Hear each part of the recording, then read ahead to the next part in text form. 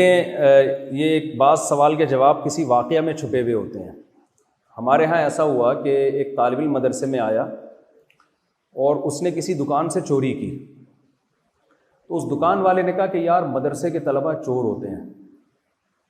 تو ہمارے استاذ کو پتہ چلا, انہوں نے اس دکان والے کو بلایا, انہوں نے کہا دیکھو مدرسے کے طلبہ چور نہیں ہوتے, بعض دفعہ چور مدرسے میں ایڈمیشن لے لیتے ہیں, ٹھیک ہے نا. تو یہ جو آپ کہہ رہے ہیں نا علماء فرقہ واریت پھیلا رہے ہیں, ایک دوسرے کی اصلاح نہیں کر رہے, علماء فرقہ واریت نہیں پھیلاتے. بعض دفعہ فرقہ پرست لوگ عالم کا لیبل لگا دیتے ہیں, سمجھ رہے ہیں نا, گیٹ اپ ایسا بنا لیتے ہیں.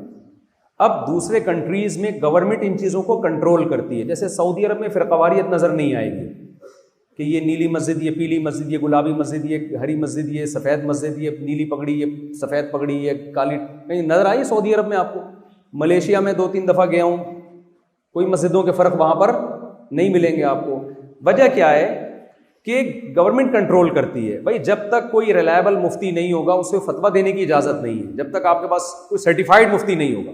جیسے کلینک کھولنے کی اجازت نہیں ہے جب تک آپ نے MBBS نہ کیا ہو, تو ایسے ہی پراپر فتویٰ دینے کی بھی سعودی عرب میں اجازت نہیں ہے جب تک آپ پراپر مفتی نہ ہو. ہمارے ہاں کوئی وہ نہیں ہے, یعنی جو اٹھتا ہے بیٹھ کے ایک مسجد بنا لیتا ہے. مسجد بعض دفعہ قبضے کی جگہ پہ بناتا ہے. وہ ایک دفعہ ایک فلیٹ میں میری رہائش تھی تو راستے میں ایک صاحب نے گھیر کے مسجد بنا لی وہاں. اب لوگوں کو اعتراض ہو رہا ہے بھائی یہ راستہ ہے, یہاں کراؤڈ صحیح نہیں ہے, تو وہ فوراً قرآن کی آیتیں پڑھنا شروع کر دیتے ہیں کہ جو شخص مسجدوں کو ویران کرتا ہے وہ جہنم میں جائے گا اور جو مسجدوں کی تعمیر کرتا ہے وہ جنت میں جائے گا. میں نے کہا مولانا صاحب مسجدیں بنانے کی جو فضیلت ہے نا وہ یہ نہیں ہے کہ آپ اللیگل جگہوں پہ مسجدیں بنانا شروع کر دیں. آپ ایک چیز کو غلط, ایک آیت کو غلط جگہ کوٹ کر رہے ہیں, یہاں کی آیت نہیں ہے یہ. تو ہو یہ رہا ہے کہ ہمارے کنٹری میں کوئی ایسا ادارہ نہیں ہے, کوئی جو چاہے. دیکھیں فوج میں تو ایسا ہوتا ہے کہ کوئی عالم کے طور پر جب آئے گا تو دیکھا جائے گا اس کی کوالیفیکیشن کیا ہے, کہاں سے فارغ ہے وہ. ایسا ہی نہیں ہے کہ کوئی بھی موٹیویشنل اسپیکر بن کے آ جائے. لیکن کنٹری میں ایسا نہیں ہے. بعض دفعہ ایسے بھی ہوتے ہیں کہ آپ غریب ہوتے ہیں, آپ کو یعنی آپ کے پاس کوئی کمائی کا ذریعہ نہیں ہوتا, تو آپ ایک پگڑی پہن لیتے ہیں, ایک داڑھی رکھ لیتے ہیں, آپ تھوڑا سا چہرے پہ کریمیں لگا کے نور لے آتے ہیں آپ اپنے اوپر.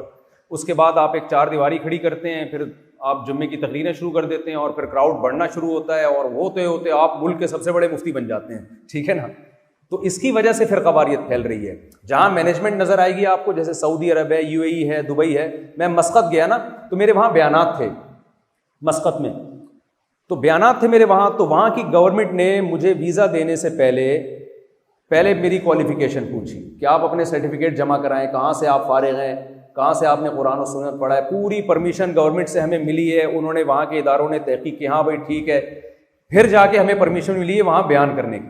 پاکستان میں ایسا کوئی سسٹم نہیں ہے. تو فرقہ واریت تو پھیلے گی. تو میں اس فرقہ واریت کا ذمہ دار اپنے سسٹم کو ٹھہراتا ہوں.